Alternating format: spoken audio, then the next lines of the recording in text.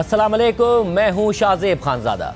मसला फ़लस्तीन के दो रियासती हल से मुताल्लिक एक अहम और बड़ी पेशरफ सामने आई है। अक़वाम मुत्तहिदा की सिक्योरिटी काउंसिल के मुस्तकिल रुकन, इसराइल और अमरीका के अहम तरीन इत्तेहादी और G7 के रुकन मुल्क फ्रांस ने रियासत फ़लस्तीन को बाज़ाब्ता तौर पर तस्लीम करने का ऐलान कर दिया है। साथ ही अमरीका दोहा में होने वाले गजा जंगबंदी मुज़ाकरात से बाहर निकल आया है और उसका कहना है कि इसराइली यरगमालियों की रिहाई के लिए वो किसी दूसरे ऑप्शन पर गौर करेगा, जिसकी इसराइल ने भी हिमायत कर दी है और दोनों ममालिक ने कतर से अपने वफूद वापस बुला लिए हैं। इस सारी सूरत हाल में फ्रांसीसी सदर मैक्रोन की जानिब से फ़लस्तीन को तस्लीम करने के ऐलान ने आलमी सतह पर एक बड़ी हलचल पैदा कर दी है। जहां इस ऐलान से अमरीका और इसराइल को एक बड़ा धचका लगा है, तो वहीं फ्रांस के यूरोपीय इत्तेहादियों, खासतौर पर बरतानिया और जर्मनी पर रियासत फ़लस्तीन को तस्लीम करने के लिए दबाव भी बढ़ गया है। अरब और मुस्लिम ममालिक इस फैसले का खैर मकदम कर रहे हैं। कल फ्रांस मैक्रोन ने इस हवाले से एक्स पर पोस्ट करते हुए लिखा कि अपने तारीखी मौक़िफ़ के मुताबिक, जो मशरिक़ वस्ता में एक मुनसिफ़ाना और पायदार अमन के लिए है, मैंने फैसला किया है कि फ्रांस रियासत फ़लस्तीन को तस्लीम करेगा। मैं इस अहम ऐलान का इजहार सितंबर में अक़वाम मुत्तहिदा की जनरल असम्बली में करूँगा। मैक्रोन ने मज़ीद लिखा कि आज की सबसे बड़ी ज़रूरत यह है कि गजा में जंग को रोका जाए और आम शहरियों तक इमदाद पहुँचाई जाए। अमन मुमकिन है, एक फौरी जंगबंदी होनी चाहिए, तमाम यरगमालियों को रिहा किया जाए और गजा के अवाम के लिए बड़ी मिकदार में इंसानी इमदाद फराहम की जाए। साथ ही हमास को गैर मुसल्लह करना, गजा को महफूज बनाना और उसे दोबारा तामीर करना भी ज़रूरी है। आखिरकार रियासत फ़लस्तीन का क़याम, इसकी बका को यकीनी बनाना और उसकी जानिब से मुकम्मल तौर पर इसराइल को तस्लीम करते हुए ख़ुद को गैर मुसल्लह करना इस पूरे खित्ते की सलामती में अहम किरदार अदा करेगा। इसके अलावा कोई दूसरा रास्ता नहीं। फ्रांसीसी अवाम मशरिक़ वस्ता में अमन चाहते हैं। अब फ्रांसीसियों के साथ साथ इसराइलियों, फ़लस्तीनियों और हमारे यूरोपीय और आलमी साथियों की जिम्मेदारी है कि हम साबित करें कि ये मुमकिन है। फ़लस्तीनी अथॉरिटी के सदर की जानिब से मुझसे किए गए वादों की रोशनी में मैंने उन्हें अपने इस अज़म से आगाह कर दिया है कि हम आगे बढ़ेंगे, हम अमन हासिल करेंगे। इसराइल ने फ्रांस के इस अहम ऐलान की मजम्मत करते हुए इसे मुस्तरद कर दिया है। इस हवाले से नेतन्याहू के एक्स पर जारी बयान के मुताबिक नेतन्याहू ने इस फैसले पर कहा कि वो सदर मैक्रोन के इस फैसले की शदीद मजम्मत करते हैं, जिसमें उन्होंने 7 अक्टूबर के कत्ल-ए-आम के बाद तल अवीव के करीब एक फ़लस्तीनी रियासत को तस्लीम करने का ऐलान कर दिया है। इस तरह का कदम दहशतगर्दी को नवाजने के मुतरादिफ है और ख़तरा है कि ये एक और ईरानी हिमायती रियासत को जन्म देगा, जैसा कि गजा है। जबकि अमरीका ने भी इसराइल के इसी मौक़िफ़ को दोहराते हुए फ्रांसीसी सदर के ऐलान को मुस्तरद कर दिया है। अमरीकी वज़ीर ख़ारजा मार्को रूबियो ने फ्रांसीसी सदर के इस बयान को मुस्तरद करते हुए एक्स पर लिखा कि अमरीका सदर मैक्रोन के जानिब से अक़वाम मुत्तहिदा की जनरल असम्बली में रियासत फ़लस्तीन को तस्लीम करने के मंसूबे को सख्ती से मुस्तरद करता है। यह गैर जिम्मेदाराना फ़ैसला सिर्फ हमास के प्रोपेगेंडे को फ़ायदा पहुँचाएगा और अमन के अमल को मज़ीद पीछे धकेल देगा। ये इक़दाम 7 अक्टूबर के हमले के मुतासरीन के मुंह पर तमाचा है। जबकि अक़वाम मुत्तहिदा की सिक्योरिटी काउंसिल के एक और मुस्तकिल रुकन चीन ने इस हवाले से फ्रांसीसी मौक़िफ़ की हिमायत करते हुए कहा है कि मसला फ़लस्तीन मशरिक़ वस्ता की सूरत हाल का मरकज़ है। इसका वाहिद काबिल अमल हल दो रियासती हल में ही है। चीन अक़वाम मुत्तहिदा की आइंदा हफ्ते मुनक़्क़िद होने वाली आला सतह की कॉन्फ्रेंस की हिमायत करता है, जो दो रियासती हल के निफाज के लिए मुनक़्क़िद की जा रही है। चीनी वज़ारत ख़ारजा के बयान में मज़ीद लिखा है कि हम दीगर रुकन ममालिक के साथ मिलकर काम जारी रखेंगे ताकि गजा के तनाज़े का खात्मा किया जा सके, वहाँ इंसानी बहरान को कम किया जा सके, दो रियासती हल पर अमल दरामद किया जा सके और मसले का मुकम्मल मुनसिफ़ाना और पायदार हल मुमकिन बनाया जा सके। दूसरी जानिब फ़लस्तीनी अथॉरिटी और हमास ने फ्रांसीसी सदर के ऐलान का खैर मकदम किया है। अल जज़ीरा के मुताबिक अपनी पोस्ट में फ्रांसीसी सदर मैक्रोन ने फ़लस्तीनी अथॉरिटी के सदर महमूद अब्बास के नाम एक ख़त भी शेयर किया था, जिसमें उन्होंने फ़लस्तीन को तस्लीम करने के अपने इरादे की वजाहत की थी। जिसके जवाब में महमूद अब्बास के नाइब हुसैन उस शेख ने फ्रांसीसी सदर की तारीफ़ करते हुए कहा है कि यह मौक़िफ़ बैनुल-अक़वामी कानून से फ्रांस की वाबस्तगी और फ़लस्तीनी अवाम के हक़ खुद इरादियत और एक आज़ाद रियासत के क़याम के हक़ की हिमायत को ज़ाहिर करता है। इसी तरह हमास ने भी मैक्रोन के ऐलान को एक मस्बत कदम करार देते हुए तमाम ममालिक से मुतालबा किया कि वो भी यही रास्ता अपनाएं। अपने बयान में हमास ने कहा है कि हम इसे एक मस्बत कदम समझते हैं जो हमारे मज़लूम फ़लस्तीनी अवाम से इंसाफ करने और उनके जायज़ हक़ खुद इरादियत की हिमायत की सिमत एक दुरुस्त कदम है। इसके अलावा सऊदी अरब ने भी फ्रांसीसी सदर के ऐलान को सराहते हुए इसका खैर मकदम किया है। इस हवाले से सऊदी वजारत खारजा की जानिब से जारी बयान के मुताबिक सऊदी वजारत खारजा फ्रांसीसी सदर मैक्रोन के इस ऐलान का खैर मकदम करती है, जिसमें उन्होंने रियासत फ़लस्तीन को तस्लीम करने के फ्रांस के इरादे का इजहार किया। सऊदी अरब ने तारीखी फैसले को सराहा है, जो इस बात की तस्दीक करता है कि आलमी बिरादरी फ़लस्तीनी अवाम के हक़ खुद इरादियत और 1967 की सरहदों के मुताबिक मशरिकी यरूशलम को दारुल हुकूमत बनाकर एक आज़ाद रियासत के क़याम पर मुत्तफ़िक़ है। सऊदी अरब ने इस बात पर जोर दिया है कि तमाम ममालिक बैनुल-अक़वामी करारदादों पर अमल दरामद और बैनुल-अक़वामी कानून के एहतराम के लिए अपनी कोशिशें जारी रखें। सऊदी अरब एक बार फिर तमाम उन ममालिक से अपील करता है जिन्होंने अब तक रियासत फ़लस्तीन को तस्लीम नहीं किया, ताकि वो भी इसी तरह के मस्बत इक़दाम करें और अमन और फ़लस्तीनी अवाम के जायज़ हुकूक़ की हिमायत में संजीदा मौक़िफ़ अपनाएँ।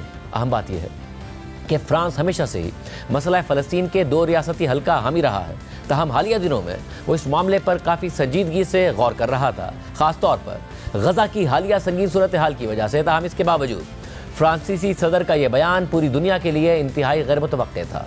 CNN ने इस हवाले से लिखा है, इस एक ही पोस्ट से फ्रांसीसी सदर ने कुछ बदला भी नहीं और सब कुछ बदल भी दिया है। फ्रांस फ़लस्तीन को तस्लीम करने वाला पहला मुल्क होगा जो अक़वाम मुत्तहिदा की सलामती काउंसिल और G7 का रुकन है। इस ऐलान ने बहुत से लोगों को हैरान कर दिया है। अगरचे फ्रांस की जानिब से रियासत फ़लस्तीन को तस्लीम किए जाने की तवक्को कई महीनों से की जा रही थी और इसराइल और ईरान के दरमियान जंग ने इस मामले पर सऊदी अरब और यूरोपीय इत्तेहादियों के दरमियान होने वाली मुजव्वज़ा कॉन्फ्रेंस को मुलतवी कर दिया था, लेकिन किसी को यह तवक्को नहीं थी कि यह ऐलान इस अंदाज से अचानक सामने आएगा। CNN के मुताबिक फ्रांसीसी सदर का ये अचानक ऐलान हमें 2 अहम बातें बताता है। पहली बात यह है कि मैक्रोन समझते हैं कि अब वक्त आ गया है कि अमली कदम उठाए जाएं। फ्रांस, बरतानिया और जर्मनी के रहनुमा आज बात करने वाले हैं ताकि गज़ा में बिगड़ती हुई इंसानी सूरत हाल के हवाले से फौरी इक़दामात पर बात की जा सके, जो इस वक्त इंतहाई निचली तरीन सतह तक पहुँच चुकी है। साथ ही ये इस बात का इशारा भी है कि यूरोपीय ताकतें अब मज़ीद खामोश तमाशाई नहीं बनना चाहती, बल्कि वो इस इंसानी बहरान को रोकने और एक सियासी हल की तरफ पेशरफ्त के लिए सरगर्म किरदार अदा करना चाहती हैं। मई से अब तक 1000 से ज़ायद गज़ा के शहरी खुराक की तलाश में अपनी जानें गंवा चुके हैं, जबकि दर्जनों अफराद भूख के हाथों बराह रास्त मौत का शिकार हो चुके हैं। हड्डियों के ढांचे बने हुए भूखे बच्चे और बड़ों की तस्वीर ने 20वीं सदी की तारीख तरीन यादें ताज़ा कर दी हैं, जिससे मगरबी दुनिया में शदीद रद्द अमल तो पैदा हुआ है, मगर अब तक इसके नतीजे में कोई मौसर अमली कदम सामने नहीं आया। सदर मैक्रोन का यह फैसला एक बहादुर कदम है, जो आयरलैंड, नॉर्वे और स्पेन जैसे चंद यूरोपीय इत्तेहादियों के फैसलों के बाद आया है, लेकिन अब वो एक बड़ी आलमी ताकत के तौर पर इस रास्ते की क़यादत कर रहे हैं और दूसरे बड़े ममालिक को इसकी पैरवी का रास्ता दिखा रहे हैं। रिपोर्ट में मज़ीद लिखा है कि इस ऐलान के बाद फ्रांसीसी ऐवान सदर के एक सीनियर ओहदेदार ने CNN को बताया कि उनकी दीगर साथियों से भी फ़ोन पर बात हुई है और उन्हें यकीन है कि सितंबर में सिर्फ फ्रांस ही फ़लस्तीन को तस्लीम करने वाला मुल्क नहीं होगा, यानी अब नज़रें गालिबन बरतानिया और मुमकिना तौर पर जर्मनी पर होंगी। अलबत्ता इसराइल के करीब तरीन इत्तेहादी अमेरिका के इस सिमत में कदम बढ़ाने का इम्कान ना होने के बराबर है, चाहे वहाँ ट्रंप की हुकूमत हो या ना हो। अगरचे आलमी सतह पर रियासत फ़लस्तीन को तस्लीम किए जाने से कोई जादुई तब्दीली मुमकिन हो भी जाए, तब भी सदर मैक्रोन की तरफ से दी गई सितंबर की डेडलाइन उन हज़ारों फ़लस्तीनियों के लिए बहुत देर से आएगी जो इसराइली नाकाबंदी के बाइस खुराक की शदीद किल्लत का शिकार होकर मौत के दिहाने पर हैं। रिपोर्ट में मज़ीद लिखा है कि फ्रांस का ये तनहा ऐलान सदर मैक्रोन की तरफ से एक किस्म की बेचैनी या मायूसी का इंदिया भी देता है। मैक्रोन आमतौर पर आलमी सतह पर इत्तेहाद के साथ कदम उठाने को तरजीह देते हैं। उनका मानना है कि इकट्ठे चलने में ताकत है और यही अक्सर कामयाबी का रास्ता बनता है। तकरीबन 1 माह पहले ऐसा लग रहा था कि फ्रांस फ़लस्तीन को तस्लीम करने के लिए तैयारी मुकम्मल कर चुका है। सऊदी अरब के साथ मिलकर 17 से 20 जून तक रियाज में एक सरबराही इजलास मुनक्किद होना था, लेकिन जैसे ही 13 जून को इसराइल और ईरान के दरमियान खुली झड़पें शुरू हो गईं, यह मंसूबा मनसूख हो गया। तज्ज़ियाकारों की तवक्को ये थी कि फ्रांस और सऊदी अरब दीगर इत्तेहादियों को भी अपने साथ मिलाकर मुश्तरका तौर पर रियासत फ़लस्तीन को तस्लीम करेंगे। यह कदम इसराइल और अमेरिका के लिए 2 रियासती हल और अमन की ज़रूरत का एक ताकतवर सिफारती पैगाम होता। अब अगर सितंबर में कुछ दीगर ममालिक फ्रांस के साथ शामिल हो जाएं तो मैक्रोन को शायद सिफारती कामयाबी हासिल हो जाए, लेकिन यह कामयाबी बगैर कीमत के नहीं आएगी। इसके लिए मैक्रोन को फ्रांस के सिफारती असर रसूख को दांव पर लगाना पड़ा है और कई हिचकिचाते इत्तेहादियों को राजी करना भी एक बड़ा चैलेंज रहा है। इस हवाले से फ्रांसीसी सदारती महल के एक सीनियर एहलकार ने बताया कि इस इकदाम का मकसद दीगर ममालिक पर थोड़ा सा दबाव डालना है। रिपोर्ट के मुताबिक यूरोपीय ममालिक ने 2 रियासती हल पर अमली इकदाम करने और फ़लस्तीनी रियासत को तस्लीम करने में मुसलसल हिचकिचाहट दिखाई है। इसराइल के साथ मगरबी इत्तेहादी ताल्लुकात का एहतराम, गजा में इस्लाम पसंद हुकूमत से नफरत, मगरबी किनारे की फ़लस्तीनी अथॉरिटी की कमज़ोरियाँ और दहाइयों पर मुहित एक बज़ाहिर काबिल कबूल स्टेटस को ने इसराइली सेटलमेंट्स और फ़लस्तीनियों पर हमलों पर हल्का एहतजाज तो मुमकिन बनाया, लेकिन बैन अल-अक़वामी पॉलिसी में कोई बड़ी तब्दीली नहीं आने दी। अब फ्रांस इस ग्लास सीलिंग को तोड़ रहा है। फ्रांस एक तवील अरसे से फ़लस्तीनी कॉज के लिए हमदर्दी रखता है। वहाँ फ़लस्तीनी रियासत को तस्लीम करना कोई मुतनाज़ कदम नहीं होगा। दूसरी आलमी जंग के बाद फ्रांसीसी रहनुमा चार्ल्स डी गाल ने 1967 की अरब इसराइल जंग के बाद खुलेआम फ़लस्तीनी अवाम के लिए फ्रांस की हिमायत का ऐलान किया था और पेरिस ने दहाइयों तक PLO के साथ रवाबित रखे। हालांकि इसी तंजीम के नाम पर फ्रांसीसी सरजमीन पर दहशतगर्द हमले भी हुए।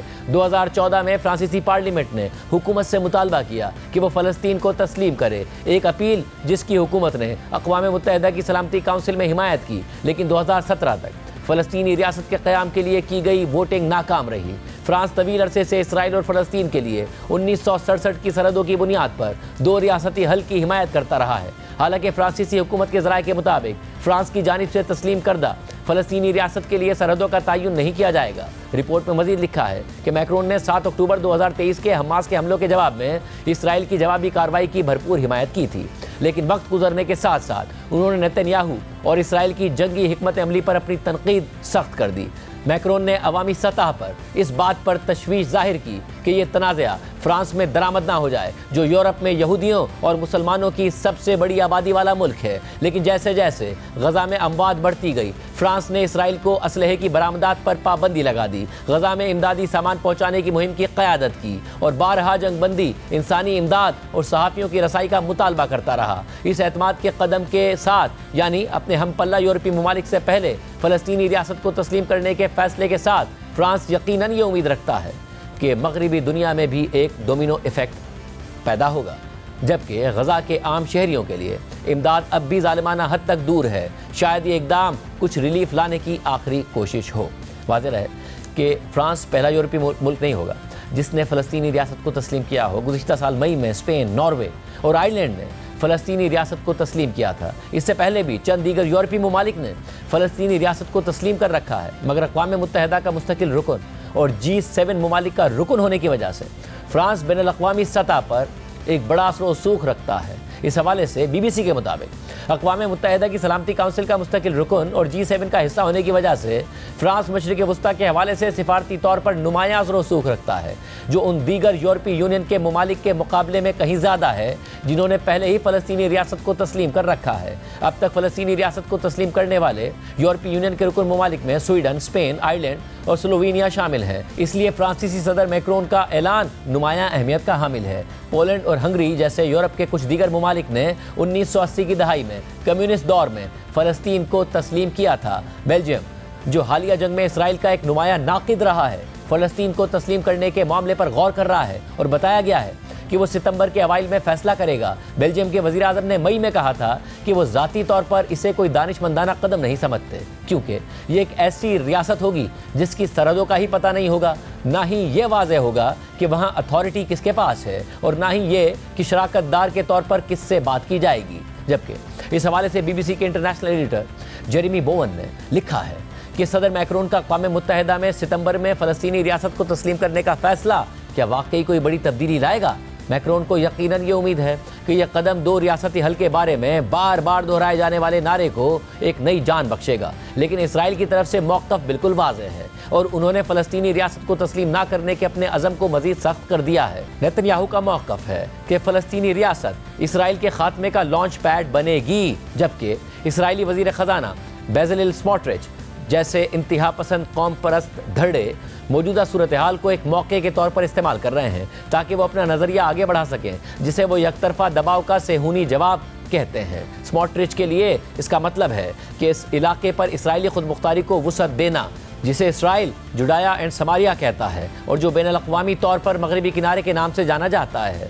इसराइल की इंतहा पसंद दाएं बाजू की क़ुव्वतें मकबूजा मगरबी किनारे को इसराइल में जम करना चाहती हैं और वहाँ के फ़लस्तीनियों को मुकम्मल तौर पर निकालने की ख्वाहां हैं। उनका तसव्वुर है कि यह पूरा इलाका सिर्फ यहूदियों की सरजमीन हो और इस पर मुकम्मल इसराइली खुद मुख्तारी कायम हो। दूसरी तरफ बरतानिया में वज़ीर आज़म केयर स्टारमर को अपनी ही जमात के अंदर से शदीद दबाव का सामना है कि वो भी फ्रांस के नक्शे कदम पर चलें और फ़लस्तीनी रियासत को तस्लीम करें।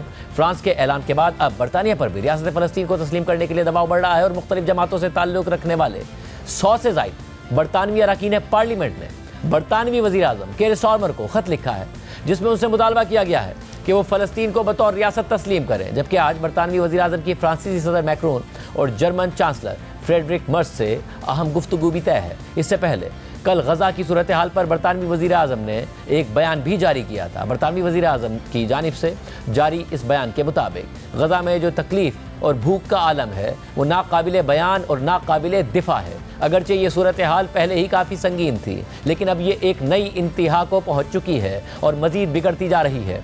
हम एक इंसानियत सोज़ अलमिया अपनी आँखों के सामने देख रहे हैं। मैं कल अपने E3 शराकतदारों के साथ एक हंगामी इजलास करूँगा जिसमें हम फौरी तौर पर कत्ल व गारत को रोकने, लोगों को अशद ज़रूरी खुराक पहुँचाने और एक पायदार अमन के लिए दरकार इक़दामात पर बात करेंगे। बरतानवी वज़ीर आज़म के मुताबिक हम सब इस बात पर मुत्तफ़िक़ हैं कि इसराइल को फौरी तौर पर अपनी पॉलिसी में तब्दीली लाना होगी और वो इमदाद जिसकी शदीद ज़रूरत है बग़ैर किसी ताख़ीर के गज़ा में दाखिल होने देना होगी।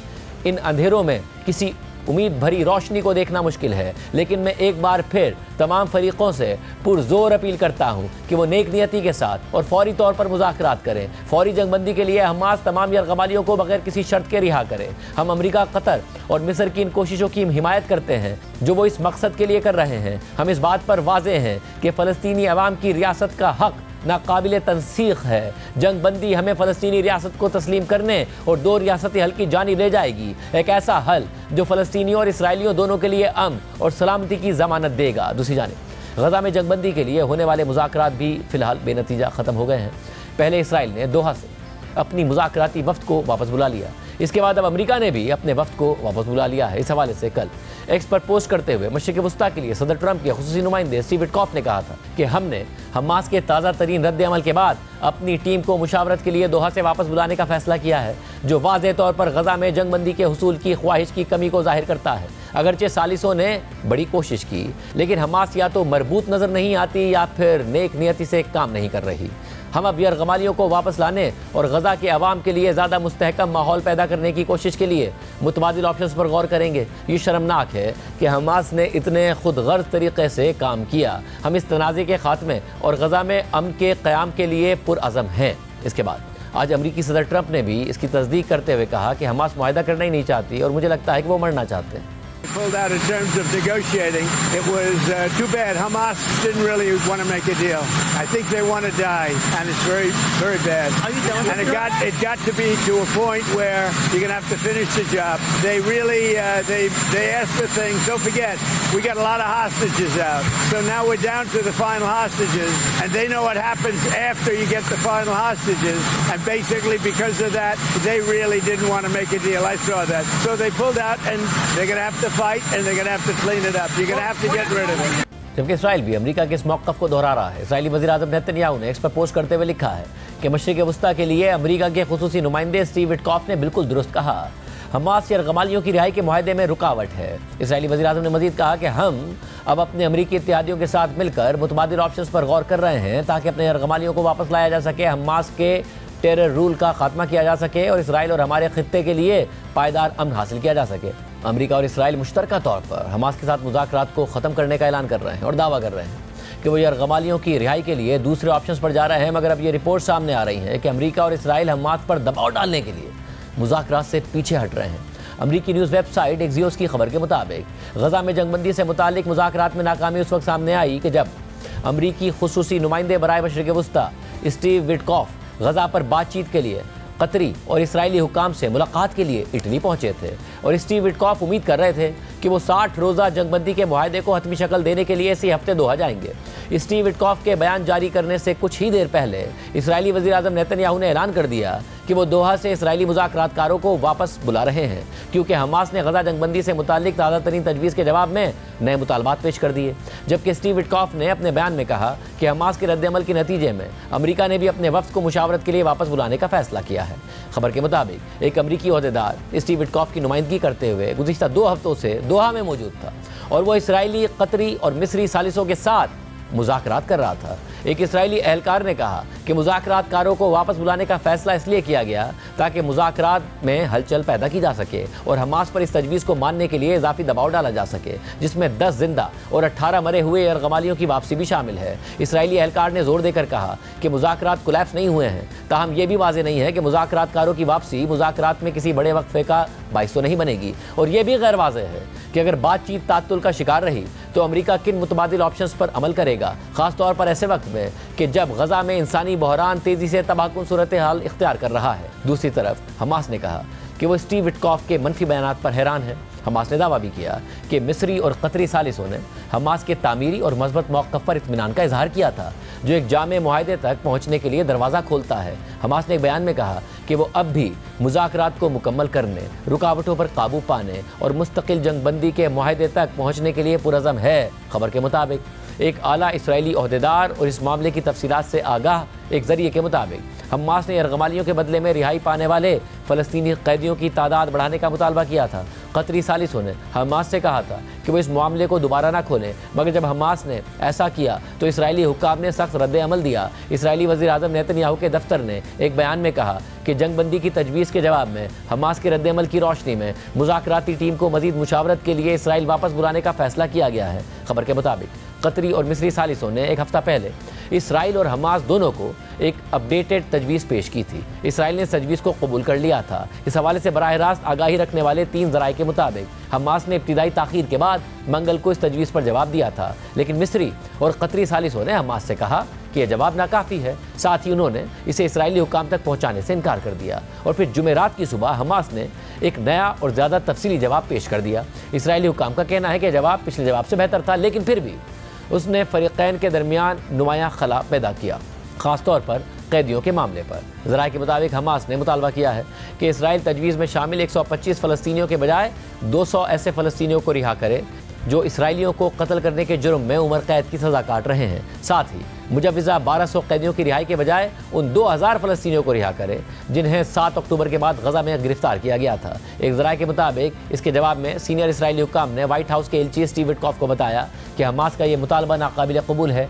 एक ऐसे ज़रिए के मुताबिक जो मुज़ाकरात से वाकिफ़ है, ज़राए ने यह भी बताया कि यह हमास का मुज़ाकरात में हतमी नहीं बल्कि इब्तिदाई मौक़िफ़ है। इस सारी सूरत हाल में गजा में सूरत हाल इंतहाई तशवीशनाक है और भूख की वजह से हज़ारों फ़लस्तीनी मौत के रिहाने पर पहुँच चुके हैं। सिर्फ आज कम अज़ कम 9 फ़लस्तीनियों की भूख की वजह से मौत हो चुकी है, जिसके बाद सिर्फ भूख से मरने वाले फ़लस्तीनियों की तादाद कम अज़ कम 122 हो गई है।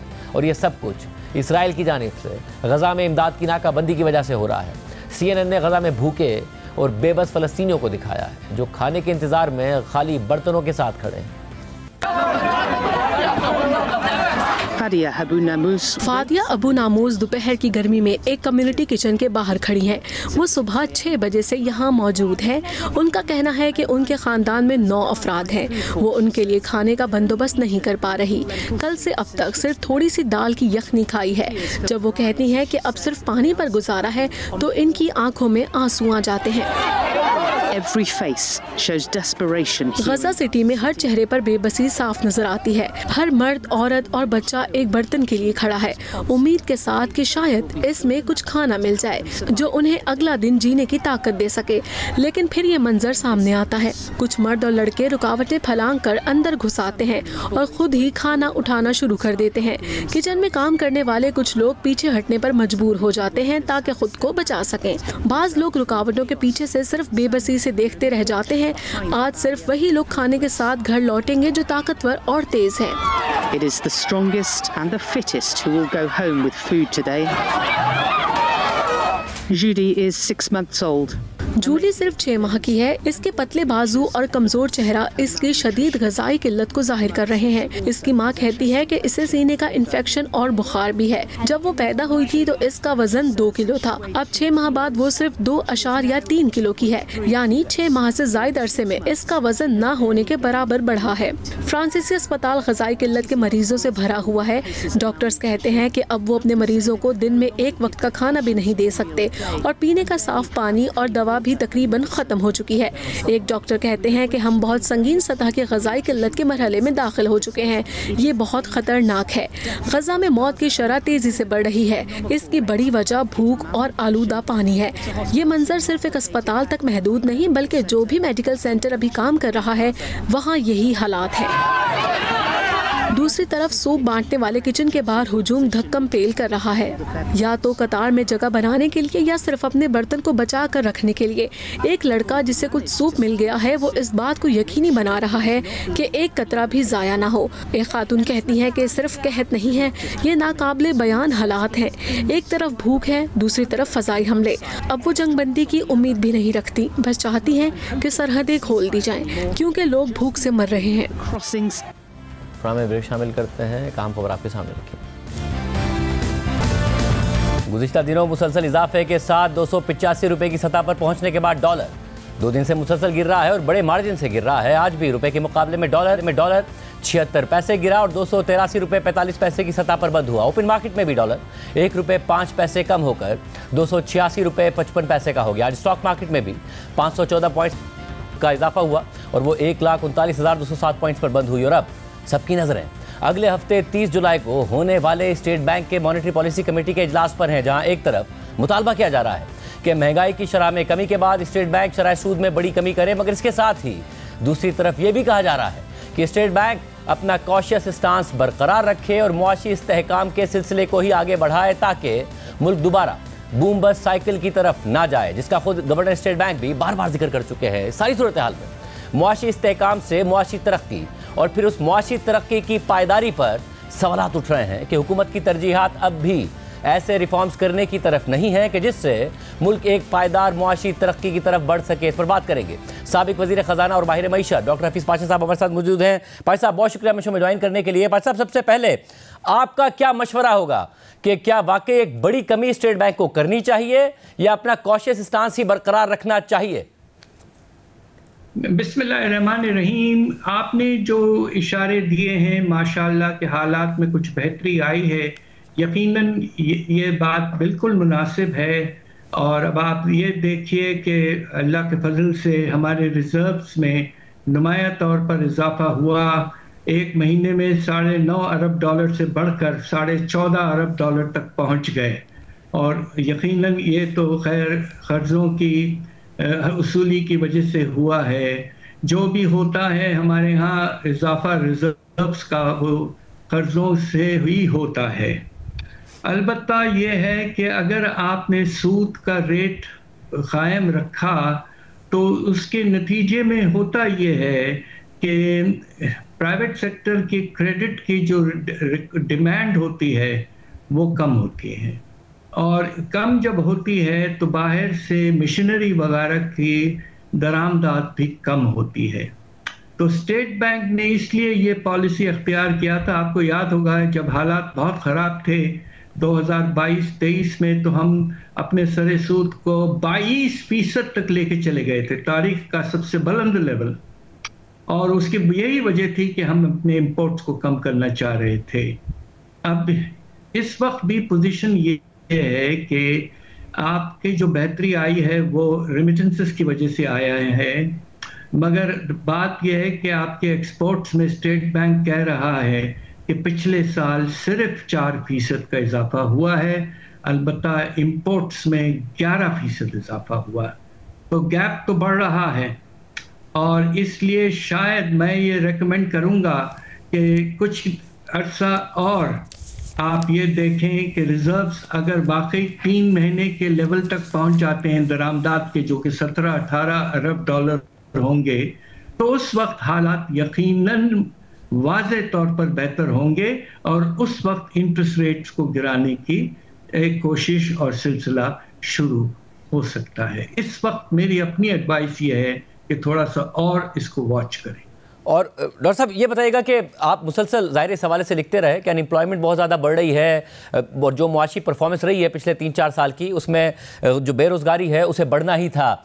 अब आपको कुछ ऐसे इशारे नज़र आ रहे हैं कि कम से कम मुल्क इतनी तरक्की कर सके कि कुछ जॉब क्रिएशन हो सके, या अब भी मईशत में इस्तेहकाम ज़रूर है मगर मईशत इस काम के लिए नहीं तैयार नज़र आती? देखिए, बात यह है कि पिछले साल आपका सर-ए-नमू जो था वो तकरीबन 2.7% था, और जो सबसे परेशान कुन बात है वो ये कि आपका जो बड़ा क्रॉप का सेक्टर जो है, जिसे हम मेजर क्रॉप सेक्टर कहते हैं, उसमें 13.5% कमी आई। ये तारीख का एक बहुत बड़ा गिरावट था। दूसरी तरफ आपका सनती शोबा भी मनफी रहा, खास तौर पे लार्ज स्केल मैन्युफैक्चरिंग। ये 2 सेक्टर्स ऐसे हैं जहां से एम्प्लॉयमेंट खास तौर पे इंडस्ट्री में ऑप्शन होता है, और सर्विसेज में तो ज़्यादातर इनफॉर्मल सेक्टर में लोग रहते हैं और उसमें आमदनी भी कम होती है। तो जब तक पाकिस्तान का शरह-ए-नमू 5-5.5% तक नहीं जाता है, आप ये देखेंगे कि खुदा न खास्ता जो पैमाना है आपके बेरोज़गारी का और गुर्बत का, वो वही रहेगा और खुदा न खास्ता थोड़ा बढ़ भी सकता है। ये बहुत परेशान कुन बात है। मैं ये भी कहता चलूँ कि इस वक्त हमारे नौजवान जो हैं, मर्द और ख़वातीन, तकरीबन 2 करोड़ नौजवान ऐसे हैं जो बेरोज़गार हैं या बेकार हैं, कुछ नहीं कर रहे हैं, या तो कोशिश कर रहे हैं, जॉब की नहीं मिल रही है, या बिल्कुल गिव अप करके आइडल यूथ जिसे कहते हैं ना अंग्रेजी में, आइडल यूथ बन गए हैं। ये बहुत ज़्यादा परेशान कुन सिचुएशन है। और जो 5% का नंबर है, जिस तरक्की की शरह की आप बात कर रहे हैं, वो ज़रा कुछ हमें जो आईटी एक्सपोर्ट्स हैं वो उसमें इजाफा नज़र आया, रेमिटेंसेस में बहुत ज़्यादा इजाफा हुआ, जिसकी वजह से हमें 2.1 अरब डॉलर्स का करंट अकाउंट सरप्लस पिछले माली साल में मिला। एक्सपोर्ट्स में वो इजाफा नहीं है, इंपोर्ट्स में ज़्यादा इजाफा है। आपको लगता है इस सूरत हाल में हम 5% तरक्की पर जा सकते हैं बगैर जो बूम बस्ट वाला माहौल होता है कि 5% पे अचानक इंपोर्ट्स इतनी बढ़ जाए हमारी कि एक दफ़ा फिर रिजर्व्स कम हो और डिफ़ॉल्ट की सूरत हाल पैदा हो जाए? इसके लिए 2 चीज़ों की ज़रूरत है। इसे कहते हैं ना, हमारे माशी हालात में अगर आप किसी चीज़ को बदन समझें, बॉडी, तो उसमें खून जो है वो 2 चीज़ों से मिलता है, बदन चलता है। एक खून का है आपके बरामदात, एक्सपोर्ट्स, और दूसरा खून जो है वो आपके रेवेन्यूज़ हैं, रेवेन्यूज़। जब तक ये 2 आपके चीज़ें बदन में बढ़ेंगे नहीं, तो वाकई आप ठीक कह रहे हैं कि 5% ग्रोथ रेट शरह-ए-नमू हासिल करना मुश्किल रहेगा। और डॉक्टर साहब, पिछले साल आप मुसलसल एक बात लिखते रहे कि जो इन्फ्लोज़ हैं वो नहीं आ रहा है और बैनुल-अक़वामी इदारों से भी नहीं आ रहा है, और वो हमें नज़र भी आया। और स्टेट बैंक ने ज़ाहिर सरप्लस आ रहा था तो तकरीबन इब्तिदाई 9 माह में पिछले माली साल के 6.8 अरब डॉलर्स मार्केट से ख़रीदे, जिसकी वजह से अदायगियाँ भी हो गई, रिजर्व में भी इस्तेहकाम आया। इस साल जब कुछ रेटिंग्स भी बेहतर हो रही हों और पाकिस्तान के तकरीबन 14.5 अरब डॉलर्स के रिजर्व्स भी हों, जो कि तकरीबन 11 हफ्तों की इंपोर्ट्स के लिए काफ़ी हों, तो आपको लगता है इतना एतमाद होगा कि पाकिस्तान बैनुल-अक़वामी जो मार्केट्स हैं वहाँ से भी जाके कुछ पैसे रेस कर सके, और बैनुल-अक़वामी इदारे हैं वो भी टारगेट के मुताबिक हमें पैसे दें, जिसकी वजह से वो प्रेशर्स ना हो जो लास्ट ईयर बिल्ड हो रहे थे? जी, ये आपका बड़ा मुनासिब सवाल है। हालात में यकीनन फॉरेन एक्सचेंज मामलात के लिहाज से बेहतरी आई है, और ये देखना है कि ये कब तक चलेगा। इसलिए कि अब आप ये सोचिए कि 1 महीने में स्टेट बैंक के रिजर्व्स में 5 अरब डॉलर की तब्दीली आती है पिछले 2 महीनों में। तो ये सिचुएशन अभी तक स्टेबलाइज नहीं हुई है, और मार्केट टेस्ट पाकिस्तान के लिए ये होगा कि पाकिस्तान फिर से यूरो या सुकूक बॉन्ड्स इंटरनेशनली फ्लोट कर पाएगा। हमने पिछले साल 1 अरब डॉलर का टारगेट रखा था, मगर वो हम मीट नहीं कर पाए। कमर्शियल बैंकों से लोन्स की भी इनफ्लो कम हुई है। आखिरी दिनों में कुछ बेहतर हालात आए मिडल ईस्ट से। सवाल ये पैदा होता है कि देखिए इस वक्त जो ग्लोबल हालात हैं और जो यहाँ के रीजन में कुछ हालात कुछ मामूल से बदल के इस वक्त हैं, तो इसलिए कुछ रिस्क का एलिमेंट कुछ हद तक बढ़ गया है और फॉरेन इन्वेस्टर्स इस वक्त शायद सोचेंगे, हालांकि पाकिस्तान के इंडिकेटर्स बेहतर हैं। और अब आप ये देखिए कि पिछले साल हमारे पास जो फॉरेन इन्वेस्टमेंट आया वो मिला के $2 अरब, जो कि एक लेवल ऐसा है जो पिछले सालों भी रहा, कुछ साल तो इससे भी ज़्यादा रहा। तो अभी भी फॉरेन इन्वेस्टमेंट में वाज़ेह तौर पर इजाफा नहीं हो रहा है और अब इंशाल्लाह कोशिश करनी चाहिए। बेशुमार मेमोरेंडम ऑफ अंडरस्टैंडिंग हुए हैं मुख्तलिफ मुल्कों के साथ, बट उसका नतीजा अभी तक नज़र नहीं आ रहा है। बहुत शुक्रिया डॉक्टर पारिक साहब की सुनी। प्रोग्राम में ब्रेक शामिल करते हैं। एक और अहम मामला है अवाम से मुताल्लिक, तफसीलात सामने रखेंगे ब्रेक के बाद। मुल्क में रवां हफ्ते भी चीनी की ज़्यादा से ज़्यादा कीमत 200 रुपये फ़ी किलो रही है। जब से हुकूमत ने चीनी बरामद करने का फैसला किया, चीनी की कीमतों में मुसलसल इजाफा हुआ। रवां हफ्ते से चीनी की कीमतों में कमी तो आई है, मगर मुल्क के मुख्तलिफ शहरों में चीनी 200 रुपये फ़ी किलो तक ही मिल रही है। आज जारी होने वाले पाकिस्तान ब्यूरो ऑफ स्टैटिस्टिक्स के अदाद शुमार के मुताबिक चीनी की ज़्यादा से ज़्यादा कीमत 200 रुपये फ़ी किलो है, जबकि मुल्क भर में चीनी की औसत कीमत 180 रुपये पर आ गई है। गुज़िश्ता साल जब जून में हुकूमत ने चीनी बरामद करने का फैसला किया तो इस शर्त के साथ चीनी बरामद करने की इजाज़त ली कि चीनी की कीमत 140 रुपये फ़ी किलो से ऊपर जाने नहीं दी जाएगी। मगर रवां साल के आगाज़ से ही चीनी की कीमतों में गैर मामूली इजाफा शुरू हो गया। फिर चीनी की कीमतों को कंट्रोल करने के लिए हुकूमत ने 5 लाख मेट्रिक टन चीनी दरामद करने की मंजूरी दे दी और चीनी की एक्स मिल कीमत 165 रुपये फ़ी किलो मुकर्रर कर दी गई। इस हफ्ते पब्लिक अकाउंट्स कमेटी के इजलास में भी 5 लाख टन चीनी की इंपोर्ट का मामला ज़ेर बहस आया, जिसके बाद पब्लिक अकाउंट्स कमेटी ने चीनी की दरामद पर अगले इजलास में तफसीली ब्रीफिंग तलब कर ली है। इस तमाम सूरत हाल पर बात करेंगे। और एक और जो मामला है खाने की तेल की कीमतों में नाजायज़ मुनाफे के हवाले से आज खालिद मुस्तफ़ा साहब की खबर है, उस पर भी बात करेंगे। हमारे साथ मौजूद हैं कमोडिटी एक्सपर्ट शम्सुल इस्लाम साहब। शम्सुल साहब बहुत शुक्रिया में ज्वाइन करने के लिए। सबसे पहले चीनी का मामला जब बढ़ती है तो कंट्रोल से बाहर होती है, मगर हुकूमत फिर बार बार दावे कर रही है। आज जो पाकिस्तान ब्यूरो ऑफ स्टैटिस्टिक्स के नंबर आए हैं उसमें एवरेज कमी ज़रूर आई है, मगर ज़्यादातर कीमत अभी भी 200 रुपये है। क्या मामला है? देखिए जी, चीनी के अंदर जब जब हुकूमत अपनी मुदाखलत करती है, इंटरवेंशन करती है, चीनी की कीमतें कंट्रोल नहीं होती बल्कि महंगी हो जाती हैं। और आपने अभी देखा हालिया दिनों में हुकूमत ने जब ये बहुत बड़ा एक क्राइसिस सामने आया, स्कैंडल सामने आया, तो चीनी की कीमतों को फिक्स करने के लिए शुगर मिल्स के साथ उन्होंने एक मीटिंग की और उसके अंदर 165 रुपये एक्स मिल की कीमत तय कर दी गई। अब एक्स मिल 165 रुपये बहुत सारी शुगर मिल जो है वो देने को तैयारी नहीं है और साथ ही रिटेल की प्राइस फिक्स की गई कि 173 की रिटेल की जाएगी। अब अगर चीनी 165 में किसी को नहीं मिल रही तो वो रिटेलर कैसे रिटेल करेगा? क्रैकडाउन हो रहे हैं, पंजाब में भी क्रैकडाउन हुआ है। बहुत सारे करियाना मर्चेंट जो है, करियाना शॉप वाले, उन्होंने चीनी रखना छोड़ दी है। इसी तरह से आज कराची में भी एक क्रैकडाउन हुआ। तो ये किसी तरह से भी सोल्यूशन का हल नहीं होता, इसका सोल्यूशन नहीं होता कि आप इंटरवेंशन करें, प्राइस फिक्सेशन करें या फिर क्रैकडाउन करें। हुकूमत को अपनी जो गलतियाँ थी जिसकी वजह से ये सारा कुछ स्कैम आया, उसके ऊपर 12 हमने खामियों को दूर करने की तरफ इशारा किया, लेकिन अभी तक हुकूमत ने उस मार्केट को अपनी तरीके से चलाने की कोशिश कर रही है, जिसकी वजह से आपकी कीमतें महंगी हो रही हैं। अगर आप देखेंगे 10 जून को जब 2024 में चीनी की एक्सपोर्ट 1.5 लाख टन की अलाउ की गई थी, उस वक्त चीनी की मार्केट में जो शुगर मिल एक्स मिल है प्राइस वो 131 रुपये 50 से 132 रुपये किलो तक की थी।